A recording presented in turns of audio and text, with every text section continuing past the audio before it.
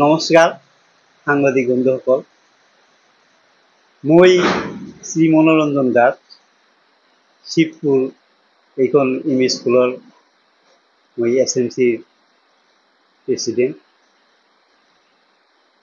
যোৱাকালি 7/8/2024 তাৰিখত আমাৰ স্কুলৰে মেৰামতি কৰি আছে, বেডফেয়াৰত পইচা সোমাইছে, সেই হিচাপে আমাৰ কাম চলি আছে। তাতে ৰাস্তা এখনত অলপ ভাঙা চিঙা, অলপ পুৰণা ইট আছিল। এই ইটখিনি আঁতৰাৰ কাৰণে, মানে গুচাই দেওয়াৰ কাৰণে, জাগাখিনি চাফা কৰাৰ কাৰণে অলপ ইট আমাৰ এই স্কুলখনৰে প্ৰধান শিক্ষক ধ্ৰুৱজ্যোতি নাথে তাৰপিছত এই স্কুল চাফা কৰাৰ ক্ষেত্ৰত অলপ ইট আছিল, এইখিনি লৈ যোৱাৰ এটা পিলপিলি আনি মাটি লৈ যোৱাৰ কাৰণে ব্যৱস্থা লৈছে। এইখিনি বস্তু মানে আমাৰ ৰাইজৰ চকুত পৰে, তাহোনে ভাবে যে এইটো স্কুলৰ সম্পত্তি কিয় লগাই আছে।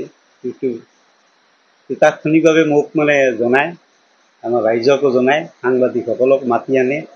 এইটোৰ কাৰণে এটা হুলস্থুলীয়া এটা পৰিৱেশ হয়, হোৱাৰ কাৰণে তাৎক্ষণিকভাৱে মই এইটো মানে একটা হেৰি কৰাৰ কাৰণে আমাৰ SMC আৰু লগতে ৰাজহুৱাভাৱে গাঁৱৰ ৰাইজখিনিক মাতি এটা সিদ্ধান্ত লওঁ। তাৎক্ষণিকভাৱে এটা 3টা বজাত এটা আমাৰ মিটিং হয় যে এইটো যাতে আৰু বেছি হুলস্থুল নহয়। এটা মিডিয়াতো গুচি গৈছে, অলপ নিউজতো আহিছে। এইখিনিৰ কাৰণে আমি বহি আমাৰ SMC, মই নিজে আৰু গাঁৱৰ ৰাইজখিনিক মাতি আনি ইয়াতে আমাৰ এটা মিটিং হয়, জেনেৰেল মিটিং হিচাপে আমি মাতি দিওঁ। গণ্যমান্য ব্যক্তি চবে থাকে, তাকে এটা ডিচিজন কৰি এইখিনি মানে আমাৰ এটা হেৰি হয়। কালি জাৰি চাই তদন্ত কৰি চাই যে নহয়, এতিয়া খুব এটা বেছি জৰুৰী হেৰি নহয়, আৰু কি গুৰুত্বপূৰ্ণ নহয়, অলপ ভাঙা ঠাঙা ইট এইখিনি অলপ লৈ দিয়া আছিল। এতিয়া আমি সিদ্ধান্ত মৰ্মে ভুল বুজাবুজিৰ মাজত যিখিনি আমাৰ হুলস্থুল হৈছিল, কালি যিটো নিউজ হ'ল, এই ক্ষেত্ৰত মানে অলপ আমি মানে প্ৰতিজ্ঞা দিছোঁ। এতিয়া এটা ভুল বুজাবুজি আছিল, আমি ৰাইজ মিলি চবে মানে হেৰি কৰি মানে এতিয়া আৰু আমাৰ হেডমাষ্টাৰক, মাষ্টাৰজনে যেতিয়া সিও কয় যে SMC মানুহক আমি জনা নাই, এতিয়া মোৰ এটা ভুল হৈছে, সেই হিচাপে ৰাইজৰ ওচৰত অলপ ক্ষমাপ্ৰাৰ্থী হয়, মই জনাই যিটো এইটো মোৰ এটা ভুল হৈছে।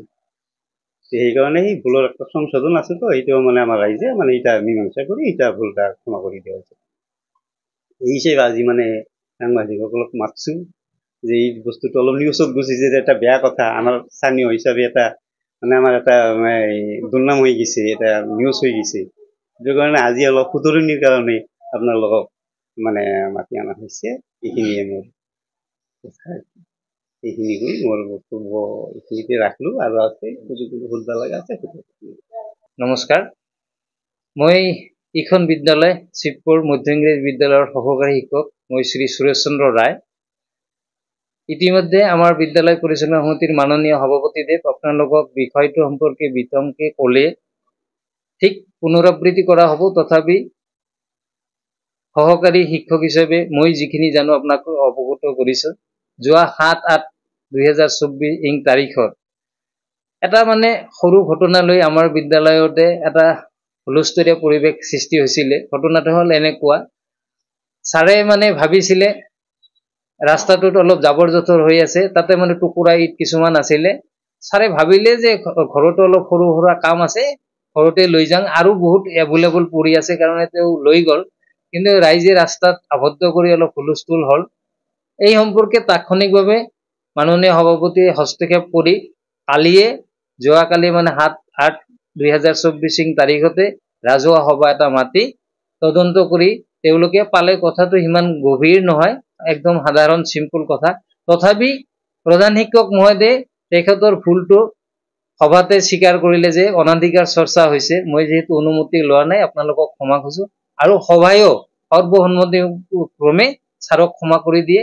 গতিকে এই সম্পৰ্কে বিদ্যালয় পৰিচালনা সমিতি তথা আমাৰ বিদ্যালয়ৰ ষ্টাফ হিচাপে কোনো ওজৰ আপত্তি নাই। এইখিনি আপোনালোকক স্পষ্টীকৰণ আগবঢ়ালোঁ। ধন্যবাদ।